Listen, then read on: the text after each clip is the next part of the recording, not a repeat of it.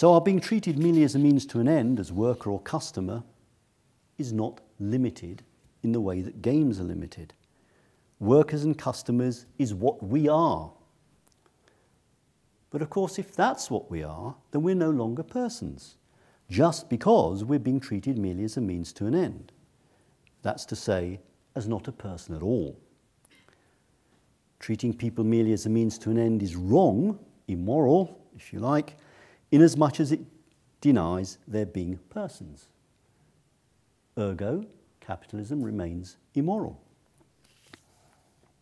Or consider Milton Friedman's variation on this, his wonderful claim. And I'm not making this up. This is what he actually said. Quote, in a free private market, people deal with one another voluntarily, not because somebody tells them or forces them to. If that were the case, it wouldn't be a question of being treated merely as a means to an end, since we'd be freely choosing to deal with one another. Now, at a superficial level, maybe that's true, providing, of course, that you construe free sufficiently ideally so as to rule out any actually existing private market. But of course, that's the point. In the world that we all live in, and I mean all, the capitalist world, the world as it is a world where people do not enter the market as equals.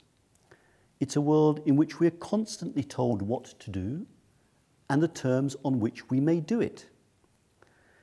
And of course, while we may in principle be free not to do as we're told, that freedom is rather like the freedom you enjoy not to jump out of the third floor window when it's the only way of getting out of a burning building.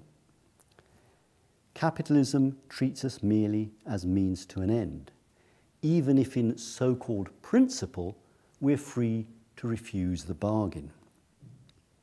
To that extent, this second objection falls on very obvious empirical grounds.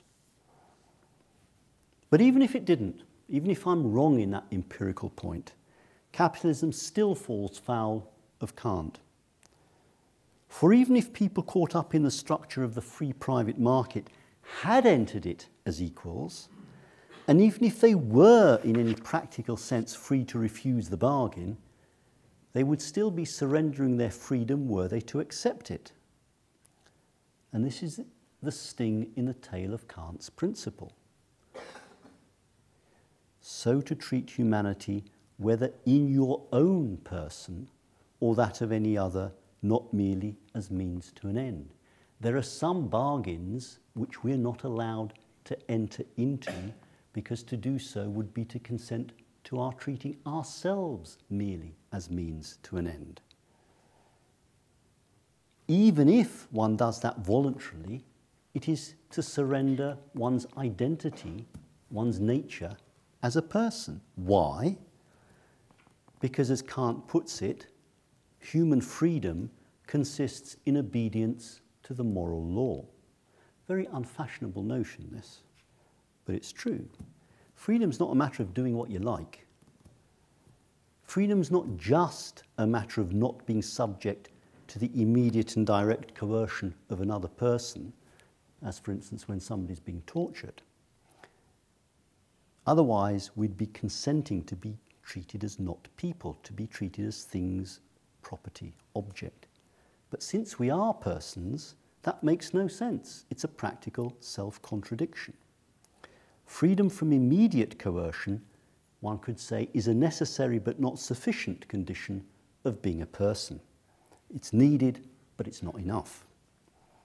Only if others do not treat us merely as means to an end, and only if we treat neither others nor ourselves merely as means to an end, can we be a person, on Kant's view.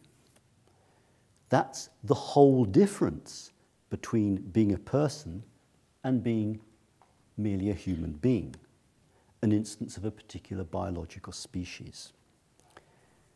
Let me put this finally in one other way. To be a person is already to be a moral and political agent. Capitalism requires us to be or to become non-persons. Okay, back then briefly to philosophy. and I've nearly finished, you'll be pleased to hear. I've claimed that doing philosophy can yield knowledge.